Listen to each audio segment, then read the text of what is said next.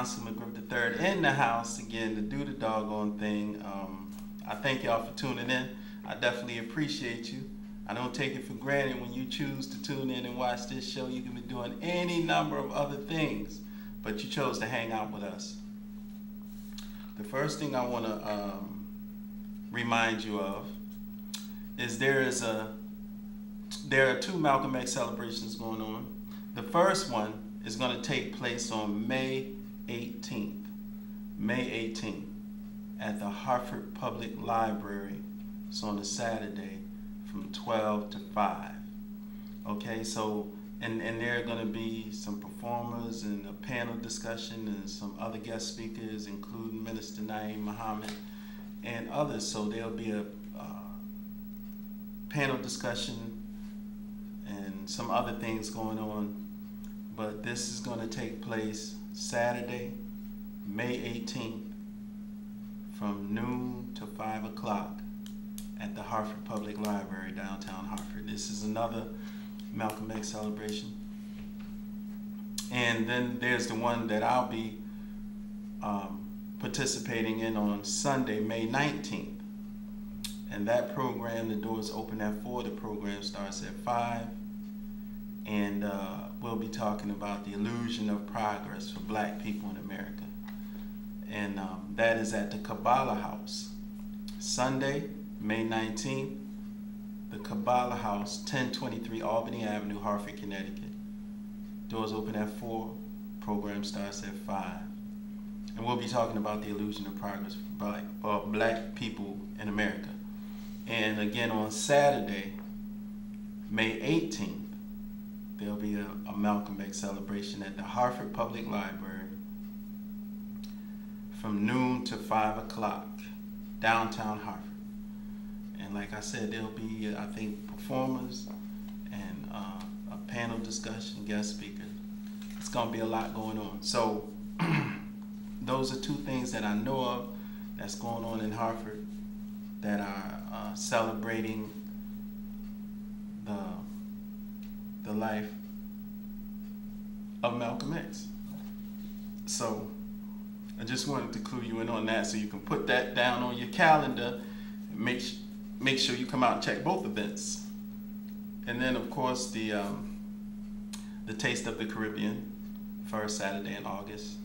I think that is on Saturday, August 3rd. Cannot forget about the Taste of the Caribbean. Last year was, I mean, they've been putting in work, making it happen, and you know, that's a great event as well. So just put some things on the docket. Also, at the West Indian Social Club on Saturday, August 17th, I will be hosting an oldies get-together. Oldies music, 50s, 60s, 70s, 80s, maybe sprinkle some 90s in there. But it'll be oldies music, oldies, American oldies at the West Indian Social Club in Hartford. And that is going to take place on Saturday, August 17th. Doors open at 8. And it's to bring your own food and your own thirst quencher. So it's a BYOB. So you can bring your potato salad and your pork chops and your fried chicken and your macaroni and cheese and your greens, whatever it is you like to eat, you can bring it with you. And whatever you like to drink, Kool-Aid, orange juice, apple juice, you know, whatever your favorite drink, you can bring that too. Come, reserve a table, have somewhere to put all your food and your Kool-Aid, and enjoy yourself. So that's going to be on Saturday, August 17th.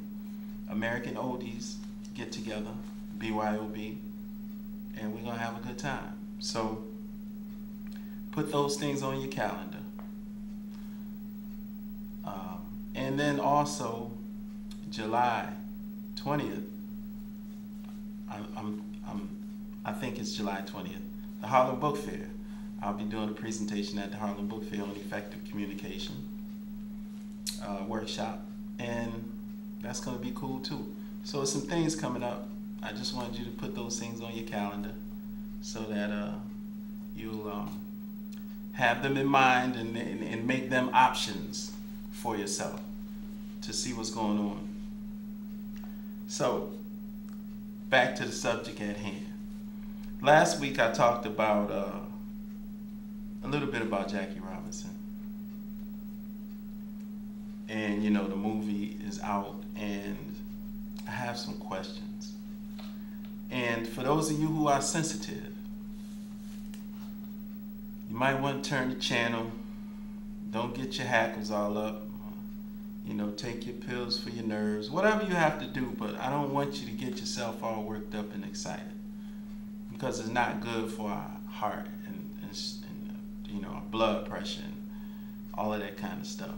But I have some questions, and anyone who would like to can be free to answer the questions. But I have some questions.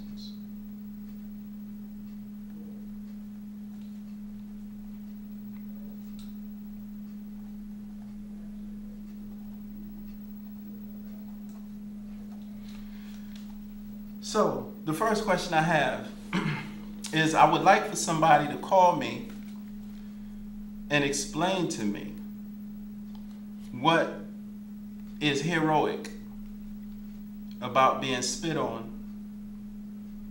mentally, physically, spiritually, and verbally abused in order to play baseball with white people. I would like to know what is heroic about that. Why is Jackie Robinson seen as a hero? Because he was able to absorb abuse so he could play baseball with white people. That's the question I'm putting on the table. To expand the question a little more, what is heroic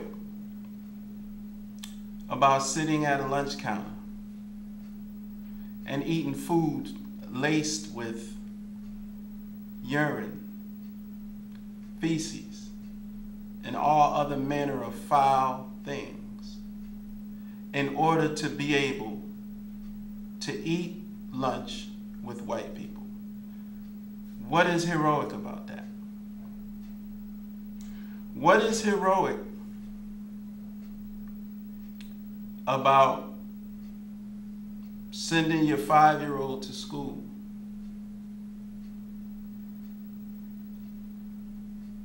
to be escorted in by the National Guard into a school where the teachers hate the child, the students hate the child, the community hates the child? What is heroic about sending a 5 or 6 or 7 or 8-year-old into an environment, a hostile environment like that? What is there to celebrate as it relates to being abused in order to do something with white people? What is heroic about getting killed? Getting killed. What is heroic about dying so that you can have a right to do what white people are doing, to have what white people are having, to eat where white people are eating, to educate where white people are being educated? What is heroic about dying for the right to be able to do what white people are doing? We're going to open the lines early because I would like for somebody to help me understand why these things are celebrated. 860-524-8920. Again, the number is 860-524-8920. What is heroic about being spit on and mentally, physically, spiritually, and verbally abused in order to play baseball with white people? What is heroic about doing the same in order to play football with white people? What is heroic about doing the same in order to do anything with white people? What is heroic about being abused in order to do anything with white people? Because this stuff is constantly celebrated, and I'd like somebody to help me understand why these things are being celebrated. Now, for my, the people that were in their 20s and 30s and even maybe in their late teens and the 60s that were living through a lot of this stuff, I understand how the conditioning associated with these things would lead one to believe that these things are heroic. But I am questioning these things today. I would like to know, how is dying to do anything, how is being killed the ultimate sacrifice? How is being killed worthy of having the opportunity to do something with white people?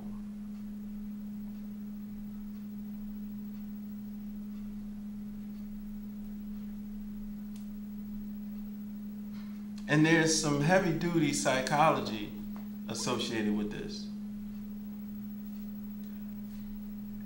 If somebody is abusing you, what is the psychology associated with wanting to be a part of the life of the abuser in the midst of being abused? What is the psychology associated with that?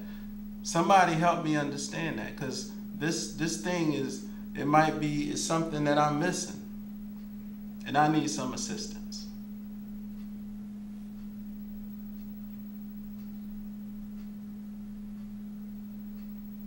860-524-8920.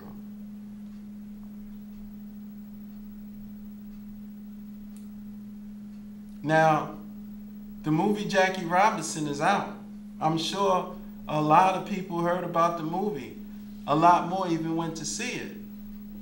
So somebody out here must feel like he participated in some type of heroic behavior in order for him to be celebrated for what he did. So if you believe he's a hero and he should be celebrated for being spit on and abused so he could play baseball with white people, help me understand how that works.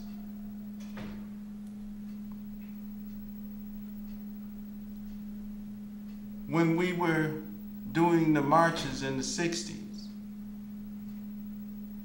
and dogs were attacking the breasts of black women and the groin of black men, help me understand how that is a worthy sacrifice for the opportunity to do what white people are doing.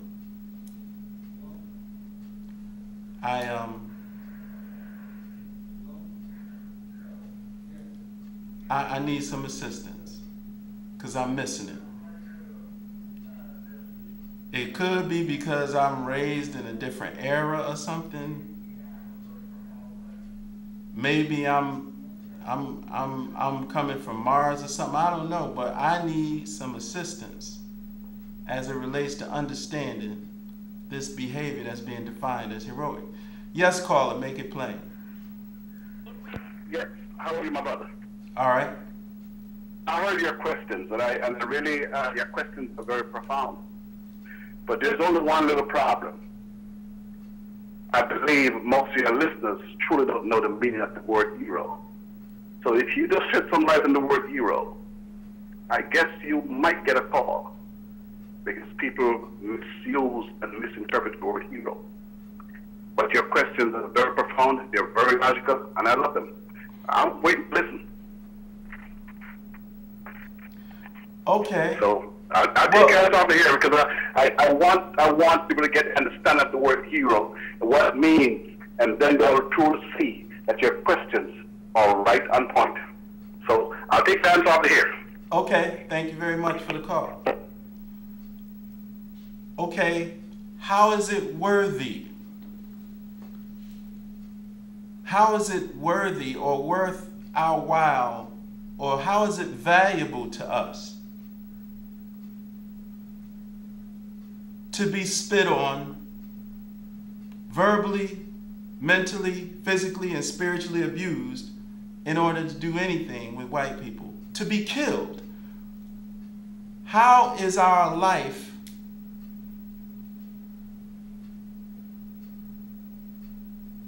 how is the sacrifice of our life worth having the opportunity to do something with white people? Because this is being celebrated. Every time Martin Luther King's birthday come up, every time Jackie Robinson's birthday come up, and a few more instances, we have the Louisiana 8 and the Mississippi 9 and the Alabama 10 referencing children whose parents allowed their children to be brought into a hostile environment full of students, teachers, and a community that hated them in order to have the opportunity to do what white people are doing. How is that worth the psychological damage done for a child that young so that they could be educated with white people? I would like somebody to help me understand these things, because we have a new generation that's being contaminated with this same type of thinking. We have a new generation now that's going to see a Jackie Robinson movie, and white people are being presented as our reason for living. White people are being presented as the very reason why we breathe, because the only way for us to exude life in living is to be a part of what white people are doing. So I need to understand that philosophy, that psychology. I need to understand why we embrace the contamination of the new generations with that same psychology when we celebrate these things every year. So I'm just a brother looking for some help. I need some help. And the reason why I put myself out here like this, live, is because I have no fear of learning. I have no fear of being corrected. I have no fear of being educated. I have no fear of being wrong. But in this particular case, I need to know.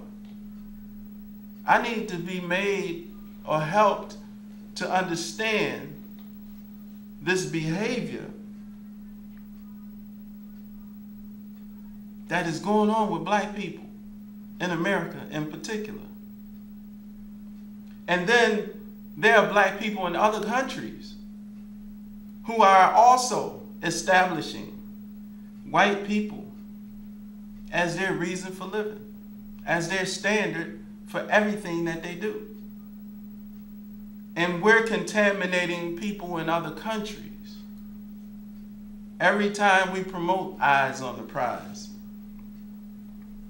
It's traumatic to watch black people being abused. It's even more traumatic to look at the reason why we're being abused, because we want to express our freedom by having the opportunity to commingle with the abuser. And whatever world that they see important, we want to be able to be in that world too. This Jackie Robinson film, understand something. It wasn't made for white people. White people are not going to go see this film because they don't like how they're being presented. This film was made for black people. Not only was it made for black people, but it was made to reconfirm who our reason for living is. And it was made to contaminate the next generations with that same philosophical idea of what freedom is supposed to be about. And I'm saying, help me understand. That's all I can do. I'm just confused. Help me understand how this behavior, I don't care who led it, Martin Luther King, any of the movements, I don't care who led it. Because the only way that we can understand how to move in our own best interest is to be able to question everything. So, you know, I've been told, how dare you even question what Martin Luther King did or any of those people back then? What are you doing? And I said, I question my own behavior the same way. And trust me, if I can question mine, I can question anybody else's. And I'm not talking about anybody personally. I'm speaking about the philosophy that is being given to masses of black people who are taking on this philosophy and thought process as their own. So you can call and tell me why Jackie Robinson is a hero, or why Jackie Robinson endured, because people tell me, well, he endured, but we have to understand why he endured. That is the key. See, I can't just be impressed with the idea that he endured and overcame. No. We have to deal with the entire context of what he endured, why he endured it, the end game for what he endured, and the whole nine. We got to deal with all of that. Because just because somebody endures something doesn't make it productive and wonderful and in our own best interest. Just because somebody endures something now. What did he endure? Why did he endure it? What was the end game associated with the whole purpose for enduring anything? Who was he enduring stuff from? Why did he put himself in the position to have to endure something like that? Why did we put ourselves in the position to have to overcome? Yeah, that's another question. Why did we put ourselves in a position to have to overcome? We were already trying to overcome being enslaved for 260 or so years. So now why are we putting ourselves in a position to get beat down mentally, physically, spiritually, verbally, and then now we got to overcome that too? These are things if I can't really get somebody to help me understand why this was good for us, then it's telling me that my thought process is standing on solid ground.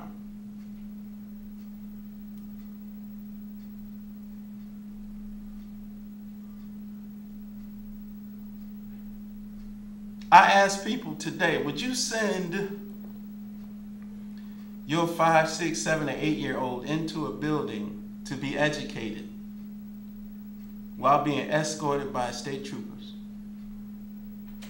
into a building where the teachers and the students and the whole community hates that child, would you send them into such a hostile environment for the opportunity to be educated with white people? I have yet to find somebody today that would say yes. I hear people say yes, but I understood why they did it then. And I said, okay, good, here we go. Help me understand why they did it then. Well, they did it then, for freedom. Okay, so how was freedom defined if they subjected themselves to abuse in order to be with the abuser? How does that define freedom? When you subject yourself to abuse to be accepted by the abuser, how does that exemplify freedom? Because I'm trying to understand.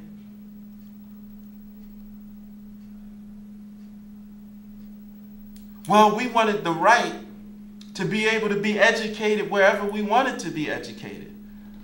Well, why is it just such a coincidence that all of the rights you wanted had everything to do with whatever white people were doing?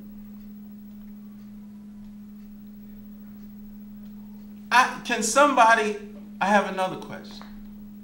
Can somebody give me any right that was defined back then by black people that was independent of white people? So give me a right that my ancestors were trying to acquire that doesn't have anything to do with white people.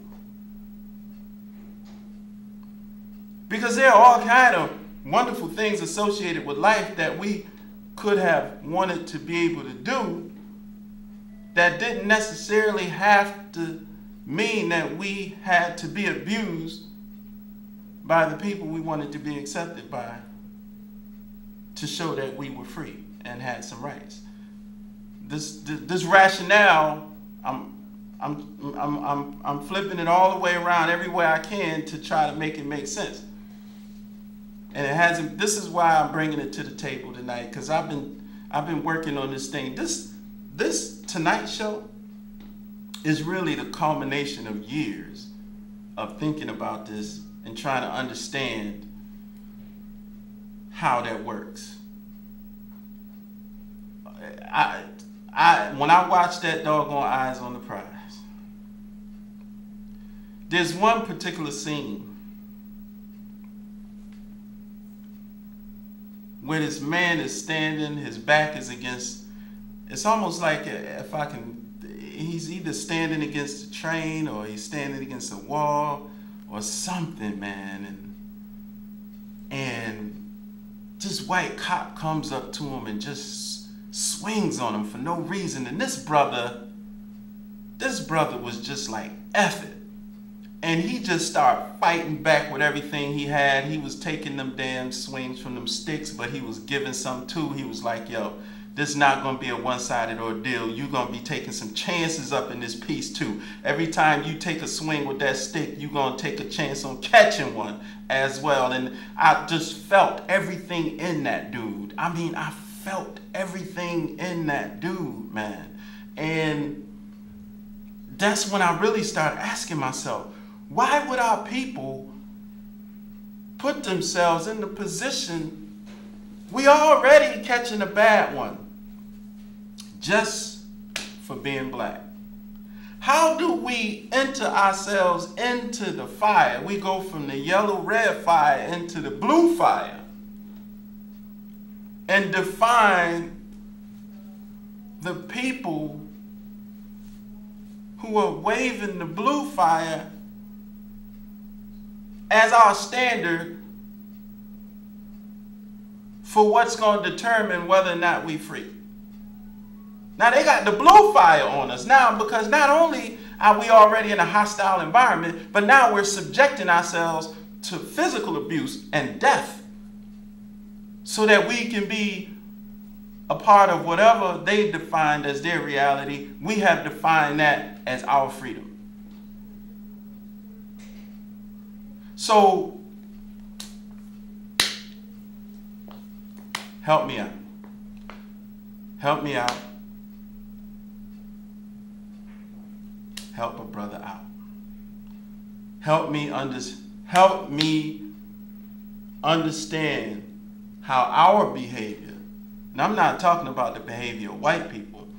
I need somebody to help me understand how our behavior is justified.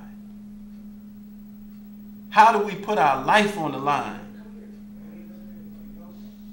so we can eat with white people? How do we put our life on the line so we can play baseball with white people? How do we put our life on the line so we can go to school with white people? What is the psychology around this? Because this thing has to be solved. Because, again, when they put movies out like Jackie Robinson or the Cuba Gooding Jr. movie where he wanted to be a Navy SEAL and he went through all of that to be a Navy SEAL, or whatever. We need to have a conversation about this, because this stuff is continuing to be passed to next generations. And from the way I see it, the psychology associated with this behavior is contaminating the next generations. It's not setting the next generation up. The next generation is not standing on any shoulders of anything. The next generation is walking in the same mud, from the way I see it, from a psychological standpoint, if we continue to believe that white people are our standard for what's freedom and what's best for us. So this whole civil rights movement, not just Jackie Robinson, I'm questioning the whole civil rights movement. I'm putting that on the table too. I'm putting that on the table too. Let's deal with it. Yes, caller, make it plain. Caller there? Yeah. Okay. You know what's happening, bro? It's so twisted, and it's just a whole downplay of totally the most base conscious mind that has just been so crushed out of us as a people.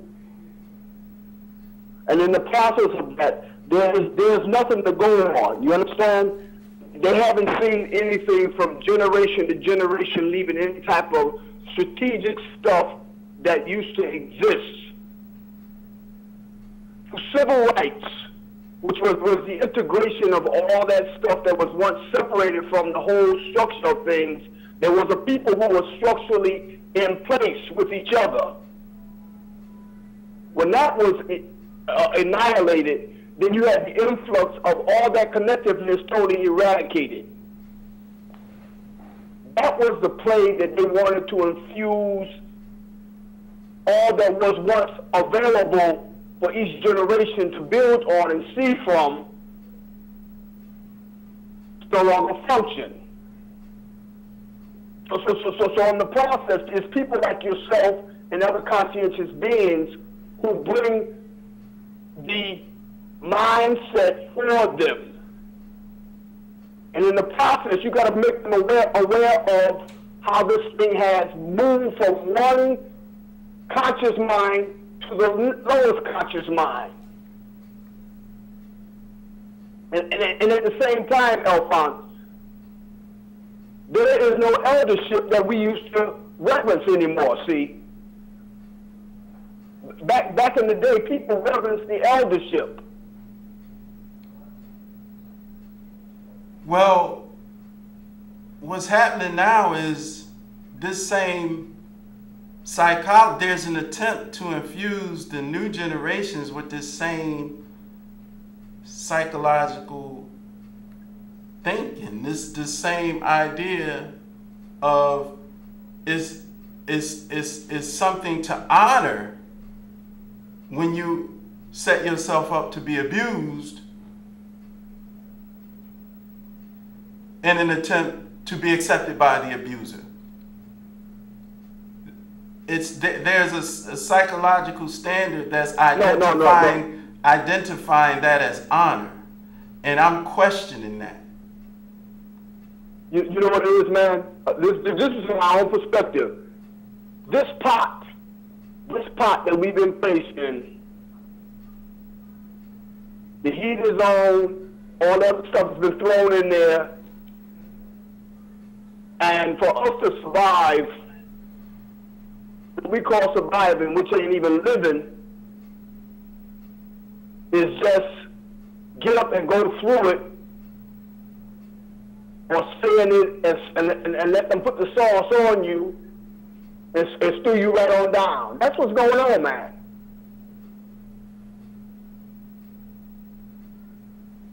You check this out, man. Look at the physical componency on the generation of most black males that you see within this region between 60 and 45 years old, and look at the canes, the limps, the bone structure.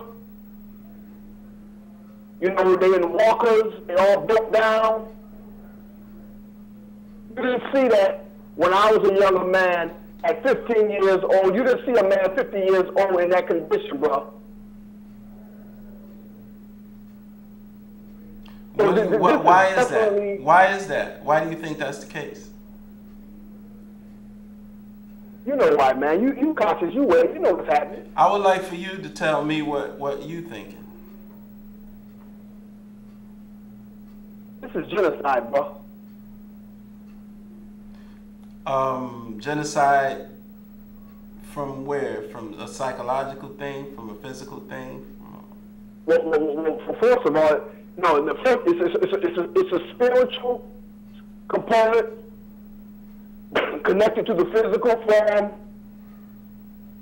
which is being pushed through scientific molecules that's causing all the mutations. This is what's up. And think about this, brother. Think about this, one man.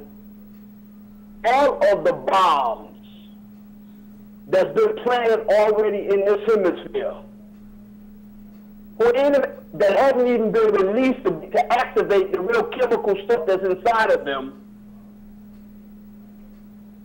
You know, man, they got to be given on some type of vibration in the earth realm. So all this energy is just coming off because it's so foul, just waiting, it's buried. You know, it's like a cancer, man, and it has to take a full form in the body. You know, it's also almost like it possesses place, but it's ready to activate any time. It's the same energy, man, that's thrown out of this deadly stuff that's out here, bro. It's in the water, it's in the air, it's in the foam, it's in the soul of the being. You got a lot of stuff out there, man. I can dig it. And you know, Alphonse, you know what's so good about this, my brother? Look at your physical look at the physical compound that you're in as I look at you at this TV screen, and you have not been destroyed yet.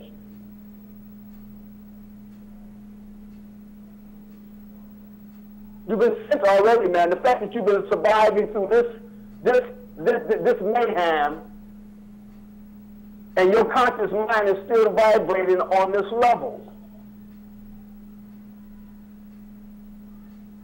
For those that can receive. Peace, bro. Thanks for the call.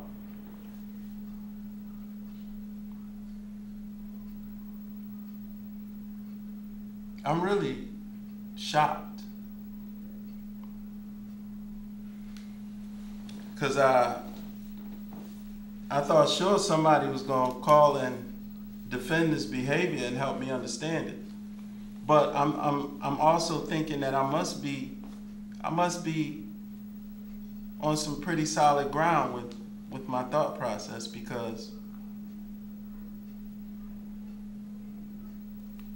this thought process has been going on for a couple of years. I've been thinking about these things and formulating these questions. And the actions that we've been participating in have been going on for, I don't know, what year is this, 2013? So that's 50, 60 years. What I'm questioning has been going on for 50 or 60 years, and I only been thinking about it for about a year or two. Surely somebody must be able to defend this behavior that we seem to embrace when we rush to see Jackie Robinson get abused. When every year when we deal with the civil rights movement and the rehashing of the civil rights movement and eyes on the prize, and they go dig up Julian Bond and they go dig up Jesse Jackson, and they have these interviews, and a lot of us have embraced that behavior. So I'm questioning the behavior, because somewhere along the line, if it's not behavior that's good for us, then somebody needs to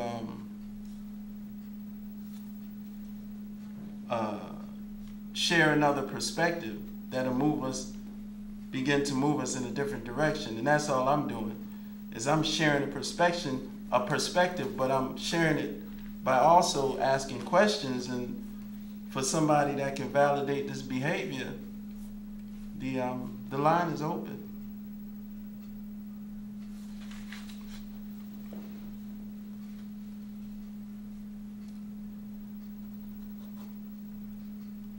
I'm questioning the whole civil rights movement and the foundation it was standing on.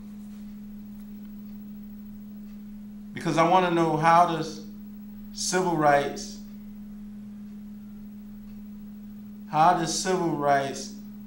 add up to being able to do what white people do? How does equal rights add up to being able to do what white people do? Because equal somebody had to define that somewhere along the line, and it ended up being put our life on the line and be abused so we can do what the abuser is doing.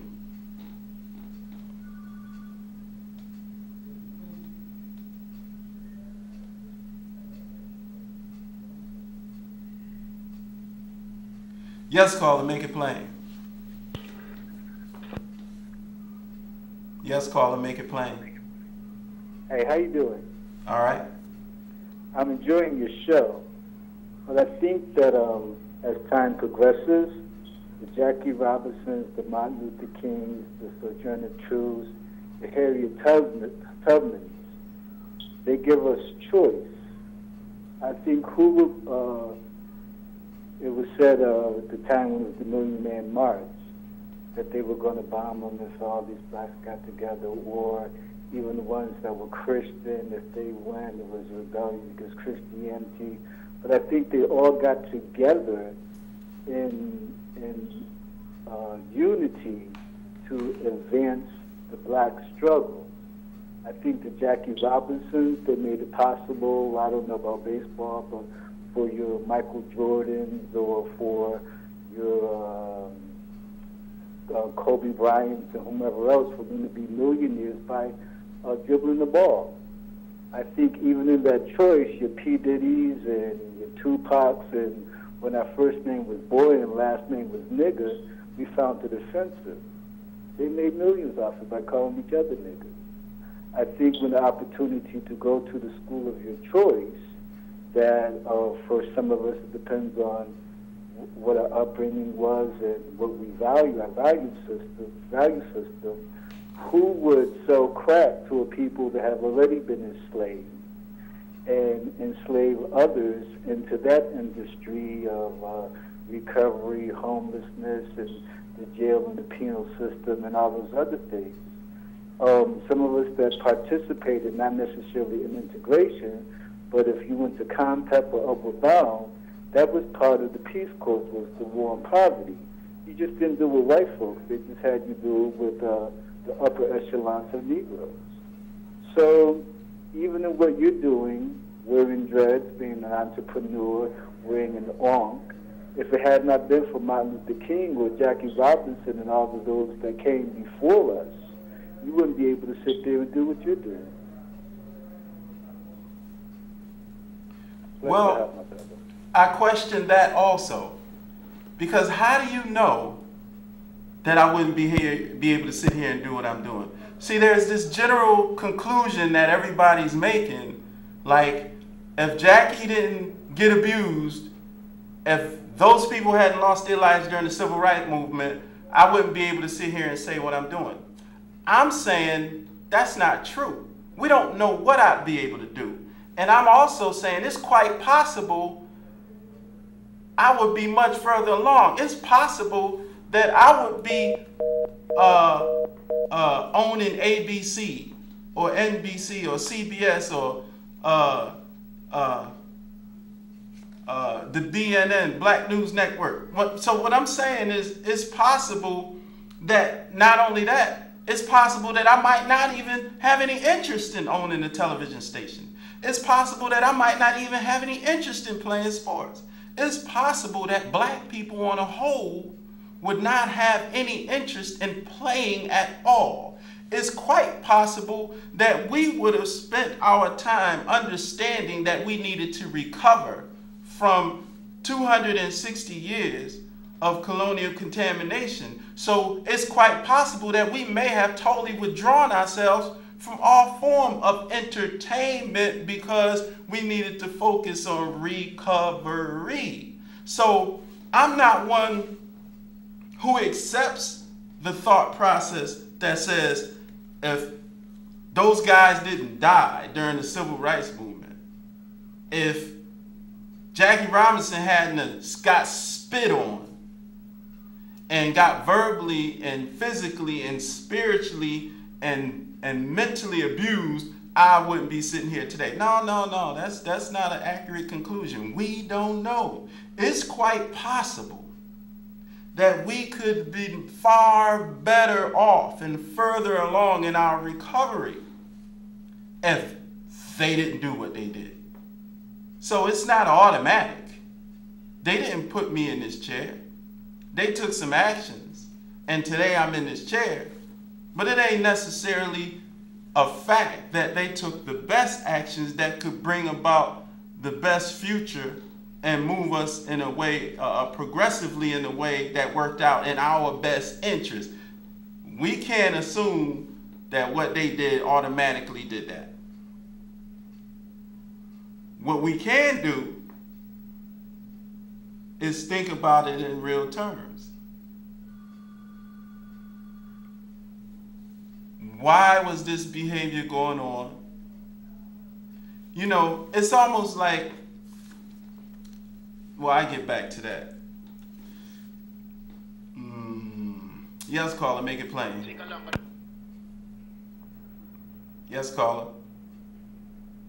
Hello, caller. Hello, yeah. Could I ask you to respond to a question? Now, Can you turn him up a little bit more, Phil? One white man kills a black person. Right. But we have hundreds of black people killing each other every day. Right. And we don't say anything about that. Right. When are we going to get responsible enough to help each other? See, the white man is not destroying us. We are destroying us. Right. And having a black president, that should be some incentives to let you know that we could have 500 black congressmen. We could have 100 black senators if we had the right mindset. I mean, Obama ain't doing nothing for us by himself. We should have more get into politics. But once we get up there, like you made one good point, once we get up there with the white man, we try to act like the white man. We should be ourselves. But we should be ourselves. Okay. Can I have your opinion on that? Oh, yeah, you can have my opinion on that. First, I would say this. It is easy for you to understand that if a child, a baby, was born in a home where there is everyone in the home, the mothers, the fathers, the sisters, the brothers, the uncles, the grandmothers, the aunts, everybody is a thief. And by the time that child reaches 17, you would understand that naturally, when he wants something, his first thought process is how to get it is, how do I steal something in order to achieve my goal? Right. Does that make sense? Yeah, it makes a lot of sense. Okay, so when you and so many others like you asked me the question you asked me about us destroying each other, for some reason you don't understand that when somebody has had 100% control of you, unedited, uninterrupted control of you for 260 plus years, we're not talking about 17. We're talking about 260 plus years. What happens is you now have a group of people who are acting like white people. So it's easy to look at our behavior and talk about how we're behaving, just like it would be easy for me to look at a 17-year-old after 17 years who was raised in a house full of thieves and criticize his behavior. Well, it would take a lot of psychological working with him to recondition his mindset and thought process from believing that it's necessary for him to have to steal in order to achieve his goals. Well, after 260 years, understand, it's going to require a whole lot of psychological help for us to understand that our consciousness is one that was created by white people. Therefore, it is natural that we are behaving like white people because we have a history of behaving in a totally different way. White people don't. So because of that reason, I know that we are capable of moving forward in our behavior, in our thinking, in our psychological reality, the whole nine. We have potential to improve ourselves because of a 260-year interruption. So I'm discussing white people being as our standard. That's why we're happy we have a black president, because being president is important to white people. Ain't no president ever served our best interests, because the president has always been in office to serve the best interests of America. Code word for corporations and big business and banking, code word for white people that control everything. It's the same as the overseer-master relationship. The overseer always works in the best interests of the master. The president is the overseer for America, code word for banks and corporations and big business, code words for white people that control everything. The business of the president is to keep the masses in order and properly serving the master. So it doesn't matter who's president, that's the position of the president. But do you think enough of us could get in power where we make the decisions and we control It's things? enough of us already in power to make decisions. We don't need to be in power defined by white people to make decisions. Yeah, See, what you're talking about is being in power as defined by white people. And that is the problem that we're having. That's how this whole discussion got started. Because white people continue to be our standard for what's best for us. But, okay, look. You know what? I only have 1 minute.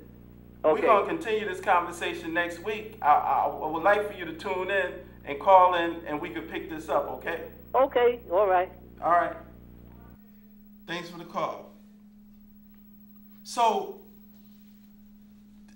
we're on the phone experiencing the very problem I'm talking about. Power doesn't have to be how white people have defined it for black people. Whatever power we want, we can have it right now. But we got 260 years worth of damage. So therefore we go get spit on and beat up and killed so that the abuser could be we can be accepted by the abuser. It's not very different from an abusive relationship, a man or a woman in an abusive relationship. How can you keep trying to rationalize why the person being abused should want to be with the abuser? Something wrong with that kind of thinking. Next week we'll be back. This is Alfonso. Make it plain. Peace.